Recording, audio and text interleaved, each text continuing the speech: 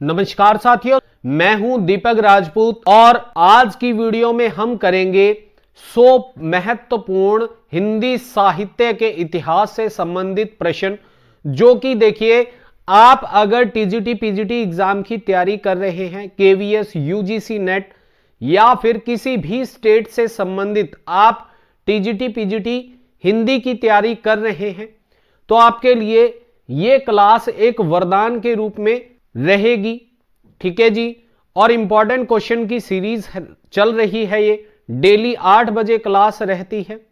ठीक है जी, तो सभी ने ज्वाइन जरूर करना है। वीडियो शुरू करने से पहले प्लीज वीडियो को लाइक शेयर जरूर कीजिएगा और चैनल पर नए हो तो चैनल को सब्सक्राइब भी जरूर कर लीजिएगा। चलिए तो शुरुआत करते हैं। सबसे पहले देखिए, उद्धव शतक किसकी कृति है? तो आपका उत्तर क्या जाएगा? जगन्नाथ दास रत्नाकर जी की। ठीक है, अब इसमें आपको मैं ट्रिक्स से भी करवाऊंगा ताकि आपको क्या है, ट्रिक से सारी चीजें याद रहे। ठीक है, और कमेंट भी जरूर कीजिएगा आप कहां से ये वीडियो देख रहे हैं। उद्धव शतक किसकी कृति है? जगन्नाथ दास रत्नाकर की। ठीक है, तो जगन्नाथ जी रत्न लेकर शतक मार गए। ठीक है, ऐसे आपने याद रखना है, जगन्नाथ रत्न लेकर शतक मारकर चले गए। आगे देखिए, हिंदी भाषा का जन्म हुआ है, किस में हुआ है? पाली प्राकृत से हुआ है। ठीक है, हिंदी भाषा का जन्म हुआ है पाली प्राकृत भाषा से। पंच परमेश्वर, देखिए पंच परमेश्वर के पास आप प्रेम से जाएंगे। ठीक है, पंच परमेश्वर के पास आप कैसे जाएंगे? प्रेम से जाएंगे। तो क्या आंसर जाएगा? प्रेमचंद। अवधी भाषा में रचित लोकप्रिय महाकाव्य कौन सा माना जाता है? रामचरितमानस। ठीक है, रामचरितमानस में कितने कांड हैं? 7 कांड माने जाते हैं। मोस्ट इंपॉर्टेंट है ये, एग्जाम में आपसे पूछी जाती है। तुलसीदास के द्वारा ये रचना लिखी गई थी। स्थाई भाव कुल कितने माने जाते हैं? 9 माने जाते हैं, इंपॉर्टेंट है। ठीक है, आगे देखिए, दोहा और रोला छंद को क्रम में मिलाने पर कौन सा छंद बनता है? ये देखिए एग्जाम में ये क्वेश्चन पूछा जा चुका है। क्या उत्तर हो जाता है? कुंडलीय छंद। ठीक है, क्या बन जाता है? दोहा और रोला को क्रम में मिलाने पर कौन सा छंद बनता है? कुंडलीय छंद बनता है। हार की जीत के कहानीकार कौन है? देखिए हार की जीत आप सभी ने देखा होगा, महाभारत में हार की जीत किस पर निर्धारित करती थी? कृष्ण जी के सुदर्शन चक्र पर। ठीक है, तो ऐसे याद रखिएगा, हार की जीत के रचनाकार कौन है? सुदर्शन जी हैं। कामता प्रसाद गुरु का हिंदी व्याकरण विषयक ग्रंथ जो नागरी प्रचारणी सभा काशी से प्रकाशित हुआ था, उसका नाम क्या था? क्या नाम था? हिंदी व्याकरण। और देखिए कामता प्रसाद गुरु जी को हिंदी का पनीनी भी कहा जाता है। नोट कर लीजिएगा, आपसे क्वेश्चन पूछा जाएगा हिंदी का पनीनी किसे कहा जाता है, तो आपका उत्तर जाएगा कामता प्रसाद गुरु जी। मुगल काल के समय में राजकीय भाषा कैसी थी? कैसी थी जी? उर्दू राजकीय भाषा थी। ठीक है, और देखिए मोस्ट इंपॉर्टेंट क्वेश्चन, शब्दार्थो सहितो काव्यम किसकी उक्ति है? भामा की। ठीक है, इसको याद कैसे करेंगे? शब्द किसके? भामा के। शब्द किसके? भामा के। आप 2-3 बार इसको याद कीजिएगा। ठीक है, प्रोनाउंस कीजिएगा, बोलिएगा, आपको ये हमेशा के लिए याद रहेगा। शब्दार्थो सहितो काव्यम, शब्द किसके हैं? भामा के हैं। अगला देखिए, अशोक के फूल निबंध संग्रह के रचनाकार कौन है? अशोक के फूल, अशोक के ऊपर फूल कैसे हैं? हजारों हैं। ठीक है, याद रखिएगा। तो क्या आंसर जाएगा? हजारी प्रसाद द्विवेदी जी। इंपॉर्टेंट है, हजारी प्रसाद द्विवेदी जी के निबंध आपको एग्जाम में ज्यादातर पूछे जाते हैं। लोग ही लागी कवित बनावत, मोही तो मेरे कवित बनावत, तो ये किसके द्वारा पंक्तियां कही गई थी? घनानंद। घनानंद की प्रेमिका का नाम क्या था? सुजान था। ठीक है, क्या नाम था? सुजान था। अगला देखिए, जब जब होए धर्म की हानि, बढ़ी असुर अधम अभिमानी, ये पंक्तियां किसके द्वारा कही गई थी? तुलसीदास जी के द्वारा। देखिए जब जब धर्म की हानि हुई और असुर अधम अभिमानी होते हैं तो सभी को वो क्या बना लेते हैं? अपना दास बना लेते हैं। ठीक है, तो क्या आंसर जाएगा? तुलसीदास की पंक्तियां हैं। हिंदी की मूल उत्पत्ति किससे मानी जाती है? तो वैदिक संस्कृत से मानी जाती है। ठीक है, आंसर याद रखिएगा, ये इंपॉर्टेंट है। आत्मनिर्भरता निबंध के रचनाकार कौन है? देखिए, जो बाल होते हैं यानी कि बालक होते हैं वो हमेशा आत्मनिर्भर बनने की कोशिश करते हैं। ठीक है, तो क्या आंसर जाएगा इसका? आत्मनिर्भरता निबंध के रचनाकार कौन है? बाल कृष्ण भट्ट जी हैं। ठीक है, ठेले पर हिमालय किसकी रचना है? देखिए, ठेले पर हिमालय कौन लेकर आएगा? जो वीर होगा। ठीक है, जो क्या होगा? वीर होगा। तो क्या आंसर जाएगा? धर्मवीर भारती। रानी केतकी की कहानी के रचयिता कौन है? कौन माने जाते हैं? इंशा अल्लाह खान जी। ठीक है, रानी केतकी की कहानी किसे सुनाएंगे? इंशा अल्लाह को सुनाएंगे। ठीक है, इंशा अल्लाह को सुनाएंगे।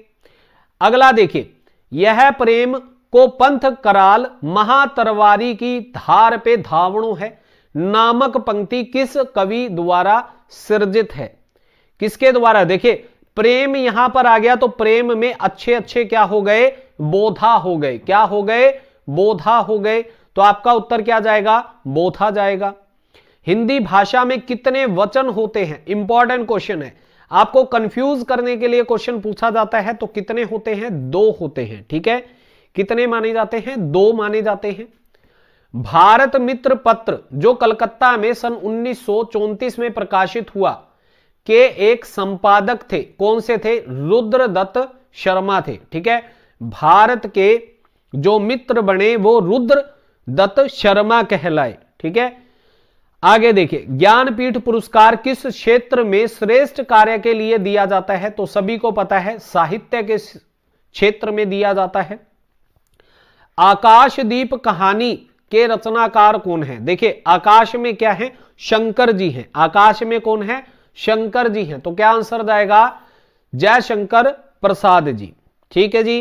कमायनी, कमायनी क्या कर रही है? प्रसाद बांट रही है। कमायनी क्या कर रही है? प्रसाद बांट रही है। तो क्या आंसर जाएगा? जयशंकर प्रसाद जी। ठीक है, जल्दी से कमेंट बॉक्स में बताएंगे कमायनी में कितने सर्ग हैं। ठीक है, कमेंट बॉक्स में जल्दी बताएं कमायनी में कितने सर्ग हैं। तोड़ती पत्थर कैसी कविता है? कैसी है? यथार्थवादी है। ठीक है, कैसी है? यथार्थवादी है। आगे देखिए, 26वां क्वेश्चन है, भक्ति काल की रामाश्री शाखा में निम्नलिखित में से कौन से कवि हैं? कौन से कवि माने जाते हैं? रामाश्री शाखा के प्रतिनिधि कवि आपसे पूछा जाएगा तो आपने उत्तर लगाना है तुलसीदास जी। ठीक है, अगर आपसे कृष्णाश्री शाखा का पूछा जाएगा तो आपने उत्तर लगाना है सूरदास। ठीक है, अगर आपसे पूछा जाएगा संत काव्य धारा का, ठीक है, संत काव्य धारा के प्रतिनिधि कवि आपसे पूछे जाएंगे तो क्या आंसर लगाएंगे? जल्दी से कमेंट बॉक्स में बताएंगे। ठीक है, कौन से माने जाते हैं? कबीर जी माने जाते हैं। जब आपसे पूछा जाएगा कि सूफी काव्य धारा के प्रतिनिधि कवि कौन माने जाते हैं तो जायसी माने जाते हैं। ठीक है, मलिक मोहम्मद जायसी। तो आपको ये चारों के चारों याद रखने हैं। अगला देखिए, उत्तर भारत में भक्ति का प्रसार करने का श्रेय किसे जाता है? मोस्ट इंपॉर्टेंट क्वेश्चन है। ठीक है, क्या जाएगा? रामानंद जी। ठीक है जी, बहुत बढ़िया। विकल्प नंबर क्या जाएगा? विकल्प नहीं, क्या जाएगा? रामानंद जाएगा। ठीक है, अगला देखिए, निम्नलिखित में से कौन सी भाषाएं हाल ही में प्राचीन भाषाएं घोषित की गई हैं? कौन सी की गई हैं? कन्नड़ और तेलुगु की गई हैं। ठीक है जी, अगला देखिए, यह काम मैं आप कर लूंगा, पंक्तियों में आप क्या है? ठीक है, इंपॉर्टेंट है। यहां पर देखिए, आप अगर लगाओगे, आप यहां पर देखोगे तो कहीं से भी आपको निजवाचक सर्वनाम नहीं लगेगा, लेकिन एक्चुअल में ये क्या है? निजवाचक सर्वनाम है, क्योंकि यहां पर क्या है? मैं आप, यानी कि खुद को ही वो कह रहा है, इसलिए क्या जाएगा? निजवाचक सर्वनाम जाएगा। ठीक है, अगला देखिए, मुझे तोड़ लेना बनमाली, उस पथ पर देना तुम फेंक, मातृभूमि पर शीश चढ़ाने जिस पथ जाए वीर अनेक। ये पंक्तियां किसकी हैं? तो किसकी मानी जाती हैं? माखनलाल चतुर्वेदी जी की मानी जाती हैं। ठीक है, मोस्ट इंपॉर्टेंट है। आपको सिर्फ ये पंक्तियां पूछ ली जाएंगी, मुझे तोड़ लेना बनमाली, उस पथ पर देना तुम फेंक। इतनी पंक्तियां आपसे पूछी जाएंगी तो क्या हो जाएगा, माखनलाल चतुर्वेदी। ठीक है। हिंदी साहित्य का 9वां रस कौन सा माना जाता है, शांत रस माना जाता है। कबीर किस काव्य धारा के कवि माने जाते हैं, ज्ञान मार्गी। ठीक है। कृष्ण शंकर शुक्ल ने आचार्य केशव दास पर समीक्षात्मक पुस्तक लिखी थी, उस पुस्तक का नाम क्या था, क्या नाम था जी, केशव की काव्य कला। ठीक है। कृष्ण शंकर शुक्ल ने केशव पर एक समीक्षात्मक पुस्तक लिखी थी जिसका नाम क्या था, केशव की काव्य कला। और देखिए व्याकरण की दृष्टि से प्रेम शब्द कैसा है, प्रेम को देखिए, प्रेम कैसे निकलता है, भाव उत्पन्न होता है। ठीक है। किसी से प्रेम जब भी होगा तो भाव उत्पन्न होंगे तो क्या जाएगा, भाववाचक संज्ञा मानी जाएगी। ठीक है। 35वां देखिए, चौपाई के प्रत्येक चरण में कितनी मात्राएं होती हैं, आप सभी को पता है 16 मात्राएं होती हैं। ठीक है। देखिए हिंदी का पहला दैनिक समाचार पत्र कौन सा है, कौन सा माना जाता है, उतंड मार्तंड माना जाता है, मोस्ट इंपॉर्टेंट है। आनंद कादंबनी पत्रिका के संपादक कौन माने जाते हैं, देखिए आनंद, अगर प्रेम करोगे तो आनंद ही आनंद मिलेगा। ठीक है। क्या करेंगे, प्रेम करेंगे तो आनंद ही आनंद मिलेगा। तो आनंद कादंबनी के रचनाकार कौन है, चौधरी बद्री नारायण प्रेम घन। ठीक है। धातु सेन प्रसाद के किस नाटक का पात्र है, किसका है, धातु सेन। क्या हो जाएगा, धातु सेन क्या है, गुप्त कार्य करता है, ऐसे याद रखिएगा। धातु सेन प्रसाद पाने के लिए गुप्त कार्य करता है, तो क्या आंसर जाएगा, स्कंद गुप्त जाएगा। ठीक है। धातु सेन किस जो पात्र माना जाता है, किस नाटक का पात्र माना जाता है, स्कंद गुप्त। निम्नलिखित शब्दों में किस में व्यंजन संधि होती है। ठीक है। तो यहां पर ये निम्नलिखित छोड़ दीजिए, क्या है, सत्कार शब्द में क्या है, व्यंजन संधि आपको देखने को मिलेगी। अगला देखिए, रसिक प्रिया के रचयिता कौन है, रस की प्रिया। ठीक है। क्या उत्तर जाएगा, केशव दास। ठीक है। केशव की दया से प्रिया में रस ही रस आ गया। अर्धस्वर आपसे जब पूछा जाएगा तो अर्धस्वर कौन सा होता है, य होता है। क्या होता है, य होता है। भरत मुनि ने अपभ्रंश को क्या नाम दिया है, ठीक है, बताएं जल्दी से, क्या नाम दिया है, अशुद्ध भाषा नाम दिया है। 48वां क्वेश्चन देखिए, चोल शासकों की भाषा क्या थी, कौन सी मानी जाती थी, तमिल। ठीक है। कौन सी है, तमिल। साउथ के चोल शासक थे। जनमे का नाग यज्ञ, देखिए नाग आया है तो नाग किसके सिर पर रहता है, शंकर जी पर रहता है, तो क्या आंसर जाएगा, जयशंकर प्रसाद जाएगा। ठीक है। याद रखना है। आगे देखिए, छायावादी कवियों ने जब आध्यात्मिक प्रेम को अपनी कविताओं में व्यक्त किया तो ऐसी कविताओं को किस वाद के अंतर्गत रखा गया, किस वाद के अंतर्गत रखा गया, रहस्यवाद के अंतर्गत। ठीक है। आध्यात्मिक प्रेम हमेशा क्या रहता है, रहस्यवाद से घिरा रहता है। काव्य क्षेत्र में प्रबंध शिरोमणि की उपाधि किसे दी, प्रबंध शिरोमणि की उपाधि किसे मिली है, मैथिली शरण गुप्त जी को। ठीक है। काव्य के क्षेत्र में प्रबंध शिरोमणि गुप्त या फिर गुपचुप तरीके से बना दिए गए, तो क्या आंसर जाएगा, मैथिली शरण गुप्त जी जाएगा। तोड़ती पत्थर किसके द्वारा लिखी थी, देखिए जो पत्थर तोड़ती है वो निराली होती है।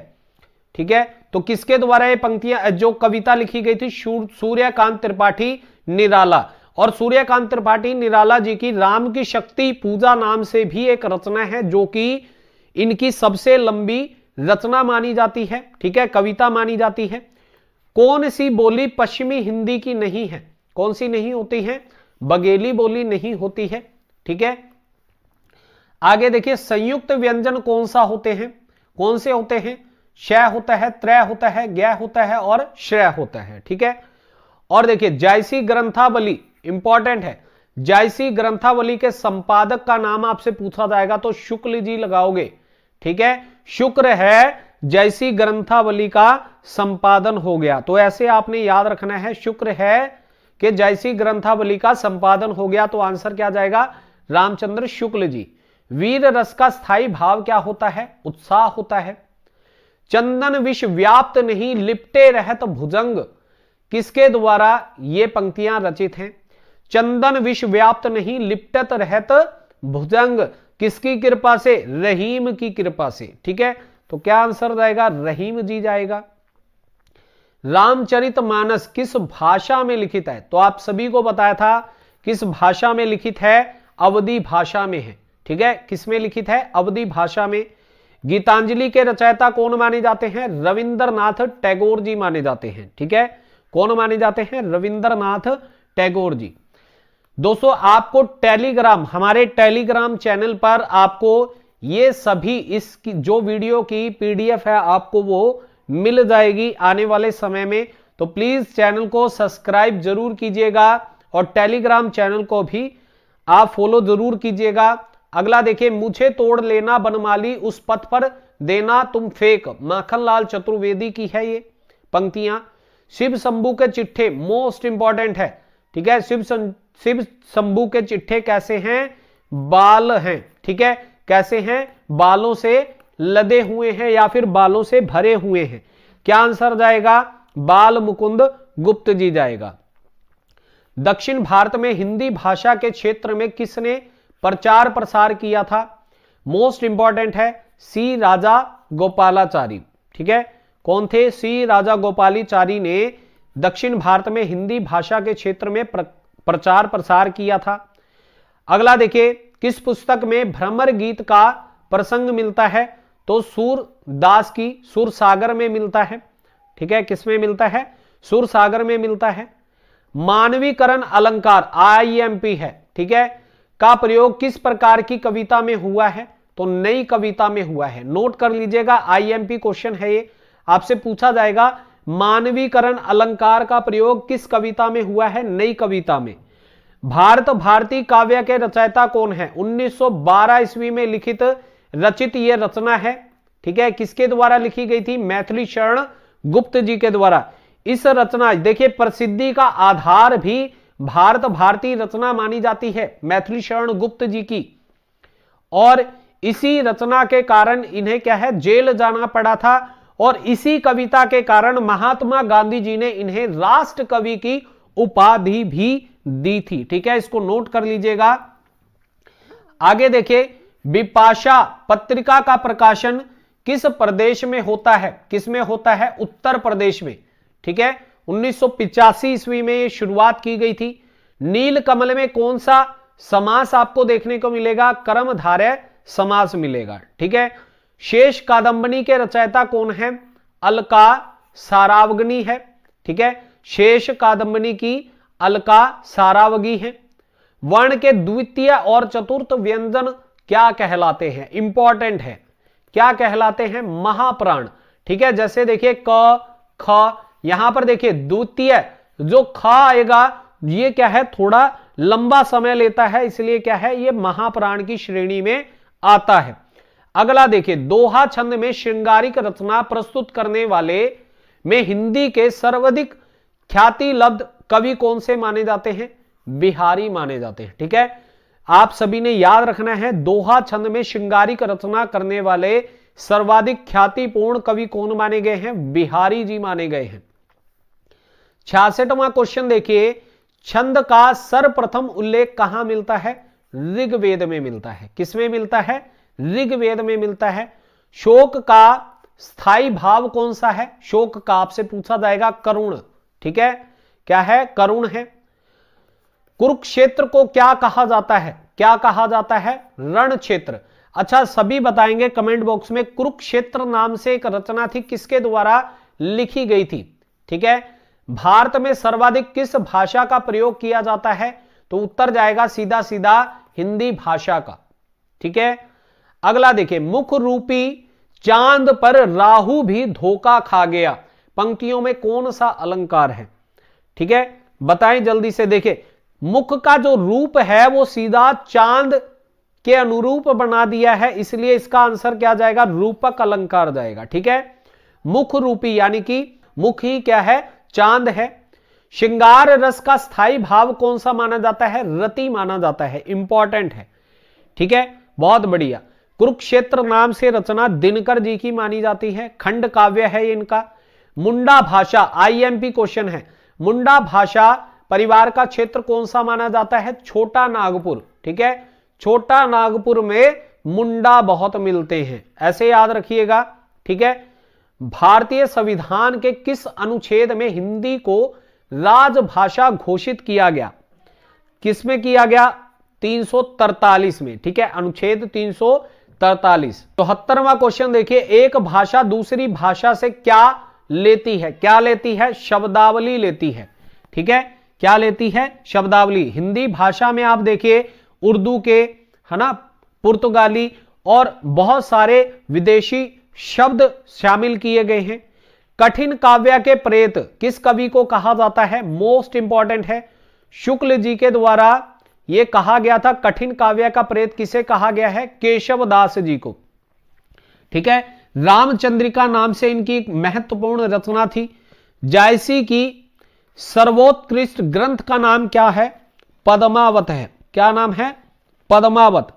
आईएमपी रचना है, आपसे सीधा सीधा आंसर पूछा जाता है। ठीक है, एक त्रासदी के तौर पर भी यह देखी जाती है रचना। मेवाड़ की पन्ना नामक धाय के अलौकिक त्याग का ऐतिहासिक वृत्त लेकर राजमुकुट नाटक की रचना की गई। इस नाटक के लेखक कौन थे? इंपॉर्टेंट है। ठीक है, मेवाड़ की पन्ना नामक धाय के, क्या आएगा? गोविंद बल्लभ पंत जी। ठीक है, क्या आंसर जाना चाहिए? गोविंद बल्लभ पंत। मनोविश्लेषणात्मक शैली के उपन्यासकार कौन है? इंपॉर्टेंट है। कौन माने जाते हैं? ईला चंद्र जोशी माने जाते हैं। खड़ी बोली का प्रयोग सबसे पहले किस पुस्तक में हुआ है? देखिए, प्रेम सागर में, लल्लू लाल जी के द्वारा लिखी गई ये रचना है। 80वां क्वेश्चन देखिए, चरण कमल बंदो हरिराई में कौन सा अलंकार है? देखिए, चरण क्या है?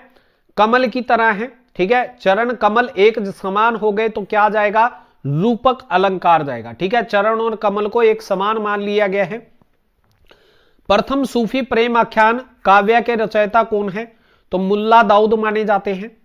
जल्दी से मुल्ला दाऊद की रचना बताएंगे, कौन सी है? इंपॉर्टेंट रचना है, ज्यादातर आपको एग्जाम में पूछी जाती है मुल्ला दाऊद जी की यह रचना। 82वां क्वेश्चन देखिए, बिहारी किस काल के कवि माने जाते हैं? बिहारी आपसे पूछा गया है तो रीति काल के कवि माने जाते हैं। ठीक है, ध्रुव स्वामिनी नाटक के रचयिता कौन है? ध्रुव स्वामिनी क्या है? कामनी की तरह प्रसाद बांटती है। क्या आंसर जाएगा? जयशंकर प्रसाद। देखिए, कामायनी भी जयशंकर प्रसाद जी की जो रचना मानी जाती है। ठीक है, महाकाव्य माना जाता है। 15 सर्ग हैं उसमें। ध्रुव स्वामिनी नाटक किसका है? जयशंकर प्रसाद जी का है। अपभ्रंश का वाल्मीकि, ज्यादातर यह क्वेश्चन पूछा गया है एग्जाम में, स्वयंभू। ठीक है, अपभ्रंश का वाल्मीकि स्वयं हूं, ऐसे आप याद रखिएगा। मैं ही यानी कि स्वयं ही अपभ्रंश का वाल्मीकि हूं, ऐसे याद रखिएगा तो आपका उत्तर भी सही जाएगा। ठीक है, चंदायन नाम से मुल्ला दाऊद की रचना थी, जो कि और किस नाम से जानी जाती थी? लोर कथा या फिर लोर कहा नाम से भी। ठीक है, अगला देखिए, अर्धमागधी अपभ्रंश में इनमें से किस बोली का विकास हुआ है? किसका विकास माना जाता है? बंगाली का। गागर में सागर भरने का अर्थ क्या माना जाता है? संक्षेप में गहरी बात कहना। ठीक है, संक्षेप में क्या कहना? गहरी बात कहना। यदि चादर के बाहर डैश पसारोगे तो पछताओगे। ठीक है, तो क्या आंसर जाएगा? पैर। ठीक है, पैर पसारोगे तो पछताओगे। हिंदी नाटक के मंचन में यक्षगान का प्रयोग किसने किया है? किसने किया है? गिरीश कर्नाड ने किया है। ठीक है, यक्षगान का प्रयोग किसके द्वारा किया गया? गिरीश के द्वारा किया गया, याद रखिएगा। पश्य शब्द कौन से माने जाते हैं? स्वर। ठीक है, पश्य स्वर आपसे पूछा गया है, आ उ ओ अ। ठीक है, तो ये माने जाते हैं। देखिए, अधिकतर भारतीय भाषाओं का विकास किस लिपि से हुआ है? तो ब्राह्मी लिपि। मोस्ट इंपॉर्टेंट क्वेश्चन है। ठीक है, आपसे ऐसे ही क्वेश्चन सीधा पूछा जाएगा। अधिकतर भारतीय भाषाओं का विकास किस लिपि से माना गया है? ब्राह्मी लिपि से। भारतेंदु हरिश्चंद्र के अनुसार हिंदी नई चाल में कब ढली? तो क्या आंसर जाएगा? 1873। ये काल चक्र में कहा गया था। ठीक है, 2.5 आखर प्रेम के पढ़े सो पंडित होए, इंपॉर्टेंट है। आजकल के युवा इसका प्रयोग बहुत करते हैं, लेकिन वो पहले की तरह जो शुद्ध रूप से इसका प्रयोग किया जाता था, ठीक है ना, उसकी तरह से ये प्रयोग नहीं करते, ठीक है ना, तो ये क्या है, गलत तरीके से इसका प्रयोग करते हैं। क्या आंसर जाएगा इसका, कबीरदास जाएगा। ठीक है, क्या जाएगा, कबीरदास जी की ये पंक्तियां मानी जाती हैं। ठीक है जी, 2.5 अक्षर प्रेम के पढ़े सो पंडित होए। गोवा की स्वीकृत भाषा कौन सी मानी गई है? देखिए, कहीं आप गोवा का नाम सुनते ही वहां पर आपको अंग्रेज याद आ जाते हैं, तो वहां पर अंग्रेजी मत लगा दीजिएगा। ठीक है, कोंकणी भाषा है वहां की राजभाषा। अब जल्दी से बताएं कि अंग्रेजी किस राज्य की राजभाषा मानी जाती है? ठीक है, राजभाषा मानी जाती है अंग्रेजी भारत में। अगला देखिए, अवधी भाषा के सर्वाधिक लोकप्रिय महाकाव्य का नाम क्या है? क्या नाम है? रामचरितमानस है।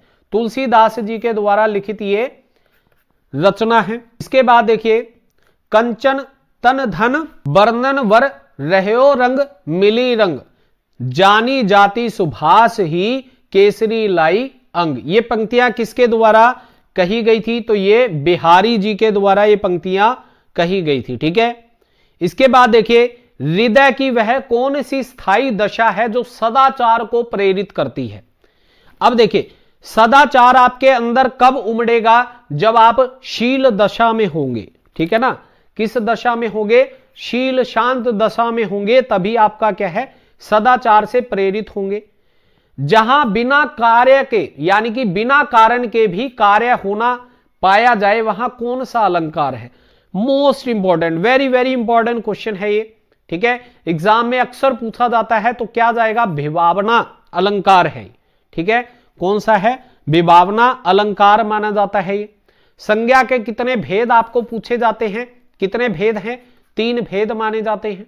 ठीक है, इसके बाद देखिए 99वां क्वेश्चन है, अष्टछाप के कवियों में प्रथम नियुक्त कीर्तनकार कवि कौन से माने जाते हैं? तो सूरदास जी माने जाते हैं। ठीक है, इसके बाद 100वां क्वेश्चन देखिए, जो कि वीडियो का अंतिम प्रश्न है, कंचन तन धन बरन बर रह्यो रंग मिली रंग, जानी जाति सुभाष ही केसरी लाई अंग। तो ये पंक्तियां किसके द्वारा कही गई थी? बिहारी जी के द्वारा ये पंक्तियां कही गई थी। ठीक है, तो ये इंपॉर्टेंट पंक्तियां थी और इंपॉर्टेंट जो आपको क्लास करवाई गई है। ठीक है, तो सभी ने इस क्लास को अगर कुछ भी रहता है तो एक बार और जरूर देख लीजिएगा, आपको काफी सारी चीजें पता चल जाएंगी। ठीक है, और चैनल पर आपको बहुत सारी वीडियो है हिंदी साहित्य से संबंधित, व्याकरण से संबंधित, जिसे आप देखकर जो भी आप तैयारी कर रहे हैं, जिस भी टीजीटी पीजीटी की, आपकी बहुत ही आसानी से और सरल तरीके से आपकी तैयारी बहुत बढ़िया तरीके से हो जाएगी। ठीक है, और फ्री ऑफ कॉस्ट हैं सारी क्लासेस। आप टेलीग्राम ग्रुप को ज्वाइन कीजिए, वहां पर आपको नोट्स भी मिल जाएंगे। ठीक है जी, तो चलिए इसी के साथ प्लीज वीडियो को लाइक शेयर जरूर कीजिएगा, और चैनल पर नए हो तो चैनल को सब्सक्राइब जरूर करके जाइएगा। मिलते हैं कल की वीडियो में, जो कि 8 बजे रहेगी। ठीक है जी, जय हिंद।